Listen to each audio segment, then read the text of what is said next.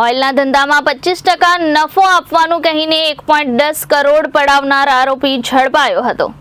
સુરતમાં ઓઇલના ધંધામાં 25% નફો અપાવવાનું કહીને 1.10 કરોડ પડાવનાર આરોપી ઝડપાયો હતો।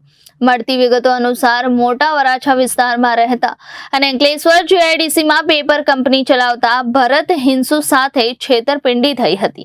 ભરત હિંસુને 2022માં દિનેશ પાડલિયા થકી પ્રવીણ ભાલોડિયા સાથે સંપર્ક થયો હતો। પ્રવીણ વડોદરા એટલાન્ટિક ઇન્ડસ્ટ્રીમાં ઓઇલનો વેપાર કરતો હતો। પ્રવીણે ફરિયાદી ભરત હિંસુને ઓઇલનો વેપાર ધંધો કરવાની સલાહ આપી હતી। ઓઇલના ધંધામાં વાર્ષિક 25% નફો છે એવું કહીને પ્રવીણે ભરતની હિંસુ પાસેથી 1.10 કરોડ રૂપિયા ટુકડે લીધા હતા। ફરિયાદીને આ રકમ 24 મહિનામાં આપવાનો વાયદો કર્યો હતો। આ ઉપરાંત વાર્ષિક 25% નફા પેટે 5 ચેકો તેમજ પ્રોમિસ નોટ પણ લખી આપી હતી અને આરોપી પ્રવીણ હર્ષ અને મુકેશને સાક્ષી પણ રાખ્યા હતા।